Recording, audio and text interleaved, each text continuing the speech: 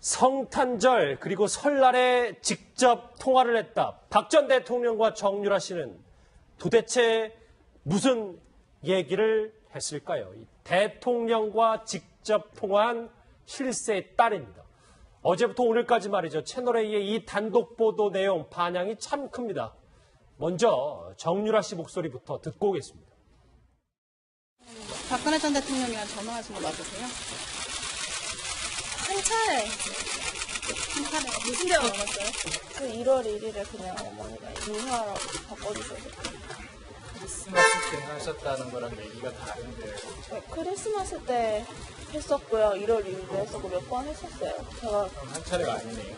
한 두세 차례 됩니다. 제가 검찰 조사에도 그렇게 말씀드렸고 법원에서도 그렇게 말씀드렸어요. 누가 전화를 한 거? 어머니. 이제 물어보니까 술술 나오기 시작했는데 박지훈 변호사.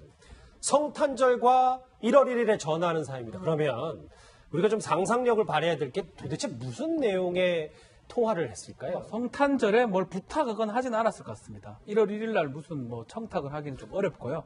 1월 1일 막 성탄절은 안보를 묻는 날이라고 봐야 되겠죠. 그렇죠. 상당히 친분 있는 사람끼리 연락하는 뭐 기간이고 그러다 보니까 아마 어머니가 전화를 하면서 유라야 니도 한번 인사드리라 하면서 이렇게 바꿔준 게 아닌가. 그래서 주기적으로 뭐 성탄절이라든지 뭐 추석, 명절 때마다 전화 통화를 하는 그런 가까운 사이가 아니었나 이렇게 추측이 되는 그런 대목입니다. 예, 실제로 이현정님 저희 사회부의 배준우 기자가 단독 보도를 전한 셈인데 처음에는 뭐 한 차례 했다, 뭐 이제는 두세 차례, 수차례 했다, 뭐 이렇게까지 좀 내용이 확대되고 있는데 저희가 뭐 한두 차례 정도로 했다라고 좀 할 수 있을까요? 그러니까 참 이게 저도 뭐 배신감 비슷한 게 드는데 박 전 대통령도 그랬지 않습니까? 전혀 모른다고 이야기를 했잖아요. 그리고 뭐 이름이 바뀐지도 몰랐다고 이야기를 했고 지금 정윤아 씨도 보면 지금 한 걸음 나오는데 그거 벌써 거짓말 하지 않습니까? 처음에는 한 번밖에 안 했다 그러다 한 걸음 나가서는 그 크리스마스 때도 했고요. 또 몇 차례 이렇게 이야기를 하잖아요. 그러니까 이런 걸 보면 정말 신뢰할 수 없는 지금 이야기를 하고 있는 것 같거든요. 자, 그러면 대통령이 정윤아하고 통하면 뭘 이야기를 하겠습니까? 요즘 말 잘 타니 뭐 이런 이야기 하지 않겠어요? 그러니까 뭔가 그 사람의 동향이나 그 어떤 최근의 근황에 대해서 물을 수밖에 없지 않습니까? 그렇다면 박 전 대통령이 당연히 정유라는 지금 말을 타고 있고 그 말이 했다는 것 자체를 지금 파악하고 있다는 것이죠. 그러면 이 말이 그러면 어떻게 제공되는지 그럼 그거는 최순실 통해서 충분히 들었을 거고 최순실 부탁 자체를 그동안 들어줬다는 게 정황상 다 꼭 엮여지는 그런 상황 아니겠습니까? 그러니까 즉 이 전화 한 통화 했다는 의미는 우리가 전혀 모르는 사람한테 전화하지 않지 않습니까? 그렇죠. 그리고 안부 전화도 쉽게 하지 않고 크리스마스도 했는데 1월 1일 또 했지 않습니까? 이 며칠 상간에 두 번씩이나 통화하고 아마 제가 볼 때는 그 전에도 수술을 했을 것 같아요. 그러니까 두세 차례뿐 아니라 더 많이 했다는 그렇죠. 얘기죠. 그렇기 때문에 그렇다면 그 일상생활에 대해서 이야기도 하고 대통령 근황도 물어볼 것이고 했다라면 그동안 이야기했던 것이 얼마나 거짓말이었는지를 저 진술을 통해서 우리가 확인할 수 있는 것 같습니다. 좀 더 깊게 들어가 보려고요. 정유라 씨는 박 전 대통령과 1월 1일에 통화를 했다고 분명히 본인 입으로 얘기를 했습니다. 정유라 씨와 통화를 한 그로부터 딱 12일 뒤 1월 12일 박 전 대통령은 신년 기자회견에서 이렇게 얘기했습니다. 들어보시죠. 체육계에 여러 가지 그 비리가 그동안 쌓여와서 막 그 자살하는 일도 벌어지고 이건 도저히 더 이상 묵과해서는 안 되겠다 싶어서 이것을 갖다가 바로 잡아라 대통령으로서 지시를 했는데 도대체 보고가 올라오지도 않고 진행이 전혀 안 되고 있어요. 개혁을 한다든지 비리를 바로 잡는다 그러면 말 한 번 하고 그만두는 게 아니라 될 때까지 하는 그렇게 해야 된다고 생각을 합니다. 그러니까 모르겠어요. 저 새해가 2015년, 16년인지는 뭐 정확히 더 파악을 해봐야 되겠습니다만 만약에 2015년이라면 12일 뒤에 박 전 대통령이 체육계 비리를 얘기한 셈인데 그 전화 통화와 저 얘기를 어떻게 연관을 지을 수 있을까요? 저게 지금 자살 얘기가 나오잖아요. 예. 저게 아마 태권도 그 심판 그 판정에 문제가 있어서 아마 그 학생이 자살하는 일이 있었어요. 아마 그런 배경 하에서의 얘기이기도 하지만 체육계 전반의 얘기를 최순실 씨와 정유라를 통해서 들었을 가능성이 더 높은 거죠. 그렇다 그러면은 그러니까 공식 라인을 통해서 체육계의 문제를 듣는 거 하고 그 굉장히 그러니까 거의 가족처럼 이렇게 연례 행사 있을 때 안부를 주고받는 사람들로부터의 체육계 비리를 듣는 거하고는 또 많은 부분이 다를 수가 있는 거죠. 그러니까 노태강 국장의 경우에 그 승마 비리를 양쪽 다 잘못됐다라고 보고서 올렸다가 참 나쁜 사람이 돼버렸잖아요. 그런데 이런 최순실이나 정유라 씨를 통해서 들은 얘기는 한쪽에 편중된 얘기일 가능성이 훨씬 높죠. 그런 면에서의 신년 기자회견에 뜻이 있다라고 하면 의미가 있다라고 하면은 그러니까 공식 라인에서 올라오는 정보가 아닌 사적 라인에서 올라오는 정보로 편중된 얘기를 들으면서 그에 따라서 대책들이 굉장히 강경일변도고 현장에 못 쫓아가는 실무가 못 쫓아가는 그런 일들도 벌어지고 하면서 지금 그 김종전 차관 때문에 체육회가 뒤치다거리라고 지금 너무 머리가 아픈 상황이에요. 그런 것들이 지금 저 신년 기자회견을 보면서 다시 또 생각을 하게 되네요. 예, 말씀처럼 이번 공개된 통화 내역은 사실 최순실 씨 모녀와 박 전 대통령의 끈끈한 관계를 보여준다라고 평가할 수 있을 것 같은데 재판에서 굉장히 압박으로 작용할 수 있을 것 같아요. 네, 재판에서 사실 이런 내용들을 왜 정유라 이 얘기를 뭐하러 했을까라는 건 좀 의문이긴 합니다. 그렇지만 검찰 수사 과정에서 비록 정유라의 영장은 이제 기각이 됐지만 여러 가지 수사에서 얻었던 자료들이 아닌가, 아니면 나중에 정유라가 법정의 증인으로 나올 것은 거의 99% 이상인데 나왔을 때 이런 내용들이 박근혜 전 대통령한테는 아주 아픈 부분이 될 수가 있습니다. 몰랐다고 얘기해. 정유연이라고 알고 있었는데 그렇게 얘기했는데 알고 보니까 정유라랑 특정일 날, 중요한 날 전화 연락을 하는 사이였다. 이렇게 질문하면 답변할 방법이 없는 거거든요. 그러면 뭔가 부탁을 받고 뭔가 연관성, 경제 공동체가 가능하지 않느냐. 이런 질문을 했을 때 박 전 대통령 측에서는 답변하기 상당히 어려워지기 때문에 결국 정유라는 영장은 기각됐지만 언젠가는 법정에 증인으로 나왔을 때 상당히 유용한 증거로 쓸 수 있다. 이렇게 보입니다. 예, 박 변호사님 그럼 말씀대로라면 딸인 정유라 씨가 엄마인 최순실 씨의 재판에 증인으로 참석이 가능하다는 건가요? 이 지금 상황에서는 아마 검찰에서도 요청할 가능성도 있고요. 그리고 변호인 측에서 요청할 가능성이 있습니다. 정유라 씨가 구속이 됐다 그러면 좀 조사하기가 좀 편할 수 있지만 불구속이라 하더라도 조사는 계속 될 거고요. 그렇죠. 조사를 하는 과정에서 새로운 증거를 얻을 것이며 지금 그 조사는 첨담고라든지 이대가 중요한 게 아니고 말 관련된 어떤 뇌물 부분이 중요하기 때문에 그 참고인 조사도 분명히 할 겁니다. 그 와중에 얻어진 증거가 있다 그러면 증거 자료로 이제 조서를 내는데 그거를 만약 변호인 측에서 동의를 하지 않는다면 그때는 정유라 나와야 됩니다. 그러니까 정유라가 나올 가능성은 아마 거의 99% 정도 나오지 않을까 생각이 됩니다. 지금 이제 돌아가는 흐름이 이제 박 전 대통령은 모른다고 했지만 정유라 씨와 통화한 적이 있고 두 사람 사이가 생각보다 우리가 예상했던 것보다 가까웠던 사이라는 건데요. 박 전 대통령과 정유라 씨 친분에 대해서는 그간 여러 가지 말들이 참 많았습니다. 정유라 씨의 목소리 한번 들어보시죠. 본인이 박근혜 대통령을 박근혜 이모라고 이렇게 호칭을 불렀다는 아니요, 얘기까지 있었거든요. 저는 제가 박근혜 대통령을 뵙긴 뵀는데요. 네. 마지막으로 뵌 게 저희 아버지가 그게 언제예요? 일하실 때 뵀어요. 그게 언제예요? 제가 초등학교 때일 거예요. 일단 저 말도 이제 믿을 수가 없는 부분. 그러니까 저만의 사실이라고 하더라도 일단 통화를 가장 최근에 한 적도 있으니까 말이죠. 좀 정리해보면 박상훈 소장님. 이게 2014년 인천 아시안 게임 때 이제 정유라 씨가 이제 금메달을 따면서 청와대를 방문했을 때 그때는 서로 스치긴 했지만 제대로 만난 적은 없다라는 얘기를 했었거든요. 정유라 씨가. 그러면 저런 공식적인 자리에서 만난 거는 만난 게 아닐 정도로 가까운 사이다. 이렇게 볼 수도 있는 겁니다. 아니 그러니까 당연히 저는 이 문제가 됐기 때문에 두 사람이 가까운가 안 가까운가가 궁금증의 대상이 되는데 당연히 가깝겠죠. 왜냐하면 박근혜 대통령이 달서구의 보궐선거를 통해서 정치 입문할 때 우리가 동아일보 채널A 취재를 통해서 했다면 최순실 씨 언니 쪽에서 자금과 다 됐다는 얘기 아닙니까? 그때부터 시작돼가지고 정유라 씨의 아버지가 보좌관을 했고 그러니까 그 다음에 대선 준비의 상당 부분 정유라와 박근혜 대통령의 관계는 당연히 가까울 수밖에 없다라고 저는 봅니다. 그게 이제 어떤 문제로 비화하는가의 문제는 다른 문제인 것이고. 네.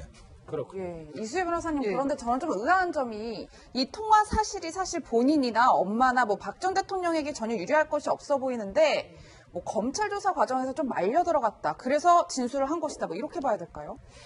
그러니까 이제 그 정유라 씨 입에서 폭탄 발언들이 나올까, 장시호 씨만큼의 그런 이제 그 폭발력 있는 얘기가 나오겠느냐라고 이제 전망들을 했는데, 저는 좀 준비를 잘해가지고 갈 줄 알았는데, 아마 검찰 조사에서 본인이 그러니까 그 기본적으로 좀 이렇게 뭐라 그럴까, 자기를 드러내는 성격, 그 SNS 활동하던 거 보면은 그런 성격이 좀 나온 것 같아요. 그건 아마 저 베테랑 조사관이라든가 검사들이 그런 준비를 했을 거고, 그것 때문에 아마 저런 얘기들이 좀, 그러니까 어떤 정황들이 있었겠죠. 그 정황을 파고드니까 인정할 수밖에 없었을 텐데, 저는 참 이런 단어를 써도 될지 모르겠지만 좀 가증스럽다는 생각이 드는 거예요. 초등학교 때 봤다? 뭐 통화한 거 전혀 없다 하다가 이제 뭐 그 때때마다 통화를 안부 전화를 했다. 뭐 통화 내용까지는 뭐 검찰에서 어떤 진술을 했는지 모르겠습니다만은 참 이렇게 많은 국민들의 전직 대통령의 탄핵을 불러왔고, 그리고 많은 국민들의 공분을 샀던 그 장본인들이 그 국민 무서운 줄 모르고 저렇게 정말 이런 거짓말도 천연덕스럽게 이전해서 해왔다는 것이, 한편으로 뭐 배신감 말씀을 하셨지만, 저는 박 전 대통령에 대해서도 참 심한 배신감과 정말 이런 것 때문에 다른 얘기에, 그러니까 박 전 대통령의 어떤 그 사심 없는 정치를 믿었던 사람들까지도 이렇게 배신해도 되나, 그런 생각까지 듭니다. 그렇군요. 박 전 대통령이 거짓말에 대한 배신감 얘기도 하셨는데요. 박 전 대통령이 정유라 씨를 특별히 챙겼다는 증언은 사실 여러 군데에서 이미 나왔었습니다. 통화 내용 말고도요. 그 중에 하나 한번 같이 들어보시죠. 그래서 정치권에서 공주승마로 정유라 씨에 대해서 얘기가 나오고, 아시안게임에서 금메달을 딴 선수인데 이런 선수들에 대해서 조금 부정적인 것이 나오는 것이 안타깝다. 정유라 같은 끼가 있고 그다음에 능력이 있고 재능 있는 선수들을 위해서 영재 프로그램 같은 거를 잘 만들었으면 좋겠다는 게 대통령 말씀인 것을 기억합니다. 그 당시로는 정유라 씨를 얘기를 했기 때문에 굉장히 저한테 큰 충격으로 받아들였습니다. 그런데 박 전 대통령은 저 김종 전 차관의 증언과는 달리 잘 모른다, 전혀 모른다 이런 얘기를 했는데, 글쎄요, 그러니까 조금이라도 인정하기 시작하면 안 되니까라는 그런 전략, 전술이었던 겁니까, 그러면? 그러니까 아마 스스로 모른다고 계속 이제 어떤 면에서 좀 되뇌 있는 건지 모르겠지만, 그러니까 지금 보면은 진술들을 보면 김종 차관이 그랬지 않습니까? 차관이 대통령을 독대하는 경우는 거의 없습니다. 그러니까 자기 재임 시절에 딱 한 번 대통령을 독대해서 갔는데, 대통령 불러서 갔는데, 가니까 딴 이야기를 하는 게 아니라 정유라 이야기를 하더라는 거예요. 정유라를 좀 지원해야 된다 그래서. 아니, 대통령이 차관을 독대했으면 뭔가 중요한 미션을 준다든지 이걸 이야기했는데, 자기가 듣도 보도 못한 정유라를 갖다 지원해라? 그래서 자기가 굉장히 충격했다고 지금 진술하고 있지 않습니까? 근데 지금 대통령은 지난 정규제 TV와 인터뷰에서 본인은 정유라라는 것도 정의연인 줄 알았지, 정유라라는 이야기는 이번에 처음 알았다라고 또 이야기를 하고 있단 말이죠. 그러니까 지금 또 이제 그 정유라의 증언을 보면, 아니, 때때로 지금 안부 전화 다 드렸다는 거 아니겠습니까? 자, 그런 걸로 보면, 이 정황을 보면, 박근혜 전 대통령은 정유라가 어떤 사람이고, 뭘 하고, 승마를 어떻게 하고, 세세한 것까지 다 알고 있으면서 그걸 지시를 했는데, 본인은 전혀 몰랐다. 이렇게 이야기하고 있는 것이거든요. 그렇기 때문에 결국 박 전 대통령의 전적인 그 진술의 신뢰성, 이거 하나만 봐도 과연 우리가 믿을 수 있는가, 이런 부분을 좀 다시 한번 보게 하는 그런 진술인 것 같습니다. 예, 저도 마찬가지로 박지은 변호사님, 이 전화 통화가 어쩌면 시작에 불과한 것 아니냐, 뭐 이런 생각도 드는데, 박 전 대통령의 재판이 새 국면을 맞았다, 이렇게 볼 수 있을까요? 볼 수 있습니다. 중요한 증거 중에 하나가 되지 않을까.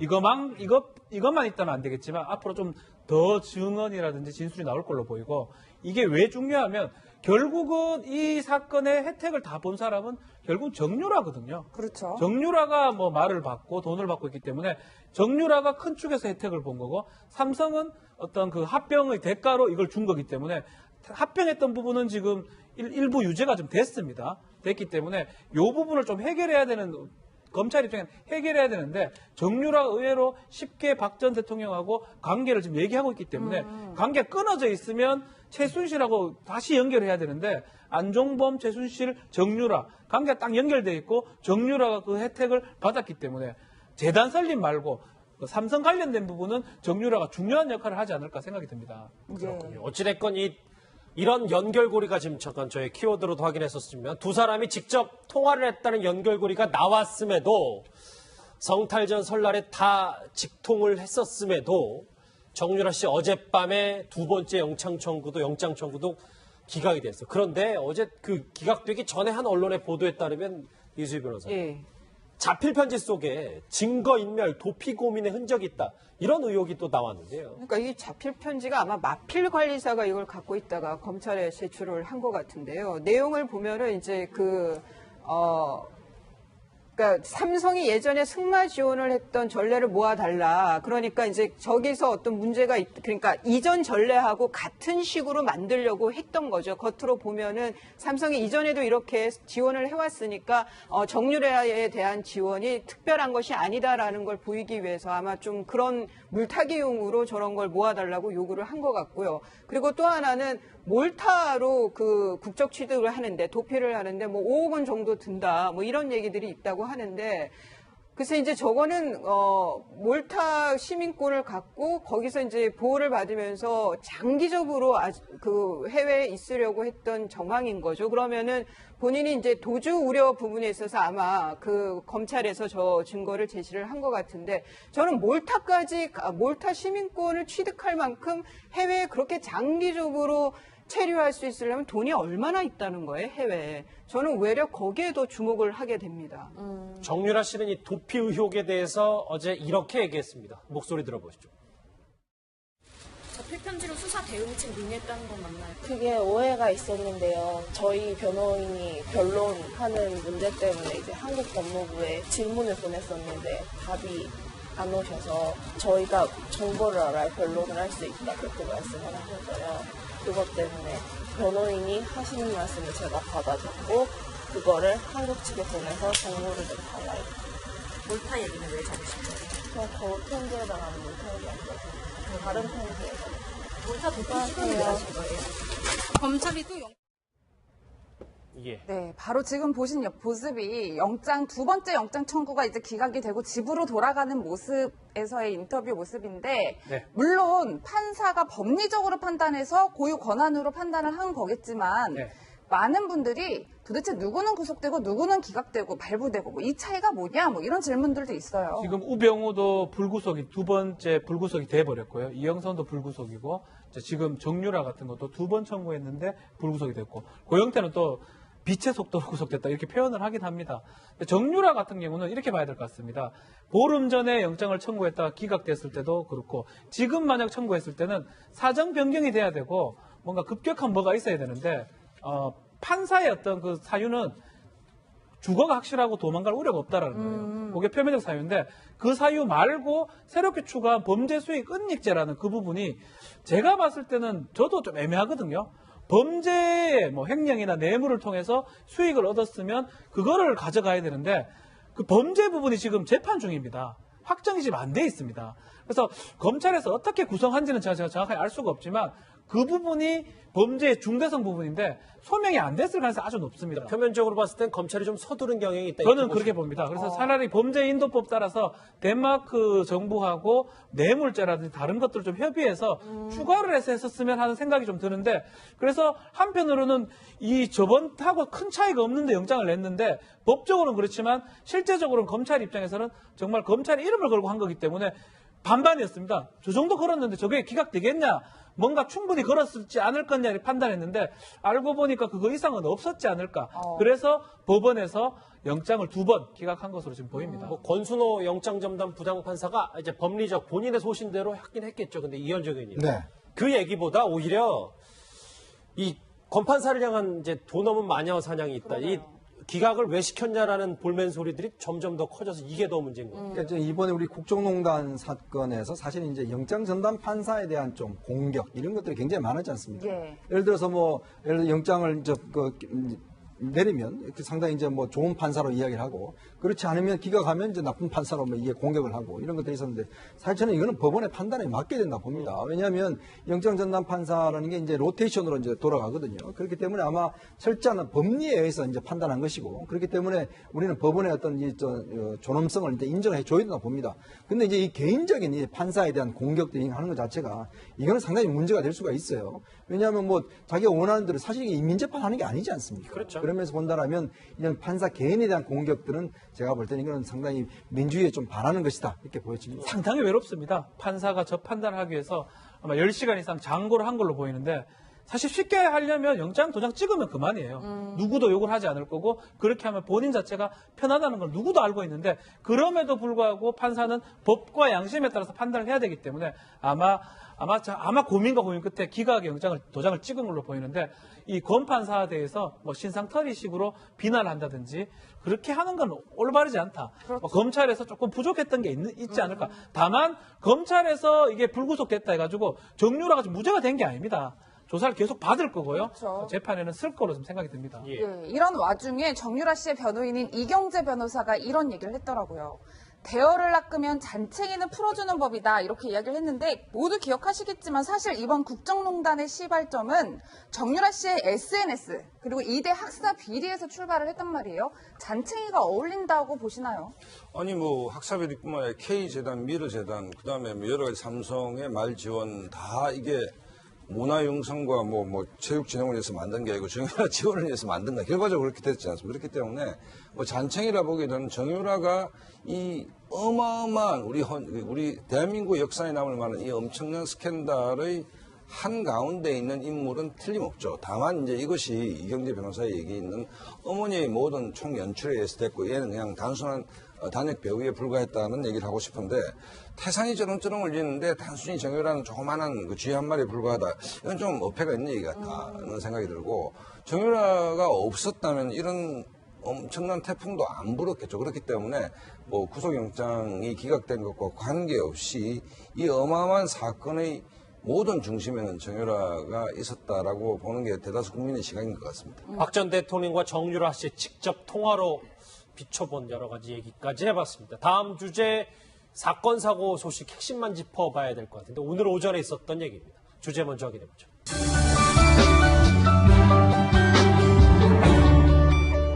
않는다면 그때는 정유라 나와야 됩니다. 그러니까 정유라가 나올 가능성은 아마 거의 99% 정도 나오지 않을까 생각이 됩니다. 지금 이제 돌아가는 흐름이 이제 박 전 대통령은 모른다고 했지만 정유라 씨와 통화한 적이 있고 두 사람 사이가 생각보다 우리가 예상했던 것보다 가까웠던 사이라는 건데요.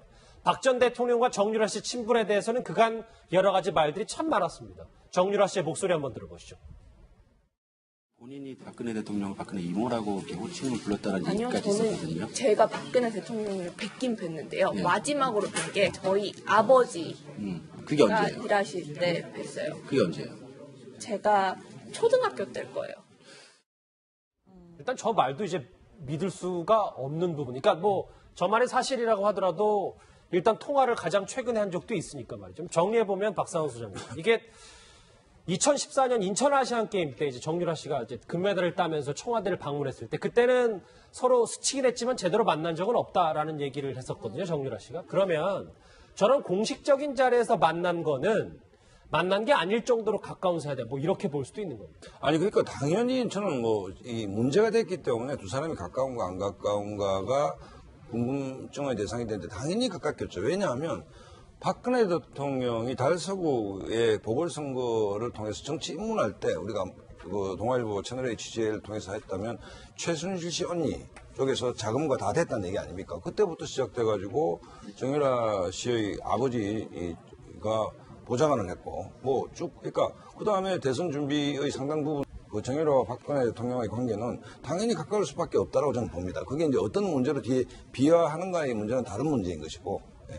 그렇군요. 예, 이수혜 변호사님 그런데 저는 좀 의아한 갖다가 바로 잡아라 대통령으로서 지시를 했는데 도대체 보고가 올라오지도 않고 진행이 전혀 안 되고 있어요. 개혁을 한다든지 비리를 바로 잡는다 그러면 말 한 번 하고 그만두는 게 아니라 될 때까지 하는 그렇게 해야 된다고 생각을 합니다. 그러니까 모르겠어요.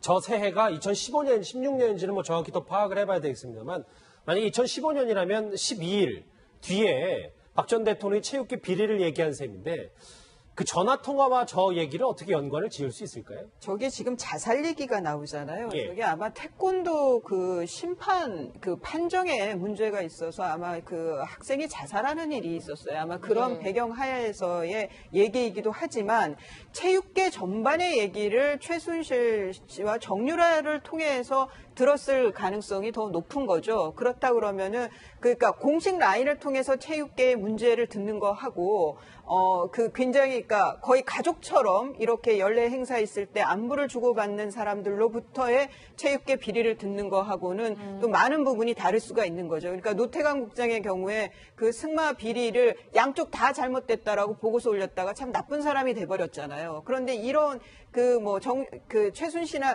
정유라 씨를 통해서 들은 얘기는 한쪽에 편중된 얘기일 가능성이 훨씬 높죠. 그런 면에서의 저 신년 기자회견에 뜻이 있다라고 하면 의미가 있다라고 하면은 그러니까 공식 라인에서 올라오는 정보가 아닌 사적 라인에서 올라오는 정보로 편중된 얘기를 들으면서 그에 따라서 대책들이 굉장히 강경일변도고 현장에 못 쫓아가는 실무가 못 쫓아가는 그런 일들도 벌어지고 하면서 지금 그 김종전 차관 때문에 체육회가 뒤치다거리라고 지금 너무 머리가 아픈 상황이에요. 그런 것들이 지금 저 신년 기자회견을 보면서 다시 또 생각을 하게 되네요. 예, 말씀처럼 이번 공개된 통화 내역은 사실 최순실 씨 모녀와 박 전 대통령의 끈끈한 관계를 보여준다라고 평가할 수 있을 것 같은데 재판에서 굉장히 압박으로 작용할 수 있을 것 같아요. 네, 재판에서 사실 이런 내용들을 왜 정유라 이 얘기를 뭐하러 했을까라는 건 좀 의문이긴 합니다. 그렇지만 검찰 수사 과정에서 비록 정유라의 영장은 이제 기각이 됐지만 여러 가지 수사에서 얻었던 자료들이 아닌가, 아니면 나중에 정유라가 법정의 증인으로 나올 것은 거의 99% 이상인데 나왔을 때 이런 내용들이 박근혜 전 대통령한테는 아주 아픈 부분이 될 수가 있습니다. 몰랐다고 얘기해. 정유연이라고 알고 있었는데 그렇게 얘기했는데 알고 보니까 정유라랑 특정일 날, 중요한 날 전화 연락을 하는 사이였다. 이렇게 질문하면 답변할 방법이 없는 거거든요. 그러면 뭔가 부탁을 받고 뭔가 연관성, 경제 공동체가 가능하지 않느냐. 이런 질문을 했을 때 박 전 대통령 측에서는 답변하기 상당히 어려워지기 때문에 결국 정유라는 영장은 기각됐지만 언젠가는 법정에 증인으로 나왔을 때 상당히 유용한 증거로 쓸 수 있다. 이렇게 보입니다. 예, 박 변호사님 그럼 말씀대로라면 딸인 정유라 씨가 엄마인 최순실 씨의 재판에 증인으로 참석이 가능하다는 건가요? 이 지금 상황에서는 아마 검찰에서도 요청할 가능성도 있고요. 그리고 변호인 측에서 요청할 가능성이 있습니다. 정유라 씨가 구속이 됐다 그러면 좀 조사하기가 좀 편할 수 있지만 불구속이라 하더라도 조사는 계속 될 거고요. 그렇죠. 조사를 하는 과정에서 새로운 증거를 얻을 것이며 지금 그 조사는 첨담고라든지 이대가 중요한 게 아니고 말 관련된 어떤 뇌물 부분이 중요하기 때문에 그 참고인 조사도 분명히 할 겁니다.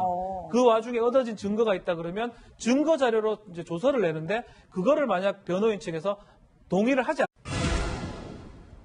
성탄절 그리고 설날에 직접 통화를 했다. 박 전 대통령과 정유라 씨는 도대체 무슨 얘기를 했을까요? 이 대통령과 직접 통화한 실세의 딸입니다. 어제부터 오늘까지 말이죠. 채널A의 이 단독 보도 내용 반향이 참 큽니다. 먼저 정유라 씨 목소리부터 듣고 오겠습니다. 박근혜 전 대통령이랑 전화하신 거 맞으세요?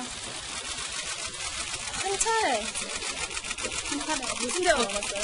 그 1월 1일에 그냥 어머니가 인사하라고 바꿔주셔서 크리스마스 때 하셨다는 거랑 얘기가 다른데. 네, 크리스마스 때 했었고요. 1월 2일에 했었고 몇 번 했었어요. 제가 한 차례가 아니네요. 한 두세 차례 됩니다. 제가 검찰 조사에도 그렇게 말씀드렸고 법원에서도 그렇게 말씀드렸어요. 누가 전화한 거? 어머니. 이제 물어보니까 술술 나오기 시작했는데 박지훈 변호사님. 성탄절과 1월 1일에 전화하는 사이입니다. 그러면 우리가 좀 상상력을 발휘해야 될 게 도대체 무슨 내용의 통화를 했을까요? 성탄절에 뭘 부탁하거나 하진 않았을 것 같습니다. 1월 1일 날 무슨 청탁을 하기는 좀 어렵고요. 1월 1일 성탄절은 안보를 묻는 날이라고 봐야 되겠죠. 그렇죠. 상당히 친분 있는 사람끼리 연락하는 기간이고 그러다 보니까 아마 어머니가 전화를 하면서 유라야 니도 한번 인사드리라 하면서 이렇게 바꿔준 게 아닌가. 그래서 주기적으로 성탄절이라든지 추석, 명절 때마다 전화 통화를 하는 그런 가까운 사이가 아니었나 이렇게 추측이 되는 그런 대목입니다. 예, 실제로 이현정님 저희 사회부의 배준우 기자가 단독 보도를 전한 셈인데 처음에는 뭐 한 차례 했다, 뭐 이제는 두세 차례, 수차례 했다, 뭐 이렇게까지 좀 내용이 확대되고 있는데 저희가 뭐 한두 차례 정도로 했다라고 좀 할 수 있을까요? 그러니까 참 이게 저도 뭐 배신감 비슷한 게 드는데 박 전 대통령도 그랬지 않습니까? 전혀 모른다고 이야기를 했잖아요. 그리고 뭐 이름이 바뀐지도 몰랐다고 이야기를 했고 지금 정윤아 씨도 보면 지금 한 걸음 나오는데 그거 벌써 거짓말 하지 않습니까? 처음에는 한 번밖에 안 했다 그러다 한 걸음 나가서는 그 크리스마스 때도 했고요. 또 몇 차례 이렇게 이야기를 하잖아요. 그러니까 이런 걸 보면 정말 신뢰할 수 없는 지금 이야기를 하고 있는 것 같거든요.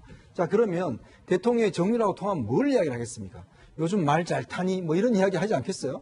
그러니까 뭔가 그 사람의 동향이나 그 어떤 최근의 근황에 대해서 물을 수밖에 없지 않습니까? 그렇다면 박 전 대통령이 당연히 정유라는 지금 말을 타고 있고 그 말이 했다는 것 자체를 지금 파악하고 있다는 것이죠. 그러면 이 말이 그러면 어떻게 제공되는지 그럼 그거는 최순실 통해서 충분히 들었을 거고 최순실 부탁 자체를 그동안 들어줬다는 게 정황상 다 꼭 엮여지는 그런 상황 아니겠습니까? 그러니까 즉 이 전화 한 통화 했다는 의미는 우리가 전혀 모르는 사람한테 전화하지 않지 않습니까? 그렇죠. 그리고 안부 전화도 쉽게 하지 않고 크리스마스도 했는데 1월 1일 또 했지 않습니까? 이 며칠 상간에 2번씩이나 통화하고 아마 제가 볼 때는 그 전에도 수술을 했을 것 같아요. 그러니까 두세 차례뿐 아니라 더 많이 했다는 그렇죠. 얘기죠. 그렇기 때문에 그렇다면 그 일상생활에 대해서 이야기도 하고 대통령 근황도 물어볼 것이고 했다라면 그동안 이야기했던 것이 얼마나 거짓말이었는지를 저 진술을 통해서 우리가 확인할 수 있는 것 같습니다. 좀 더 깊게 들어가 보려고요. 정유라 씨는 박 전 대통령과 1월 1일에 통화를 했다고 분명히 본인 입으로 얘기를 했습니다. 정유라 씨와 통화를 한 그로부터 딱 12일 뒤 1월 12일 박 전 대통령은 신년 기자회견에서 이렇게 얘기했습니다. 들어보시죠. 체육계에 여러 가지 그 비리가 그동안 쌓여와서 막 그 자살하는 일도 벌어지고 이건 도저히 더 이상 묵과해서는 안 되겠다 싶어서 이것을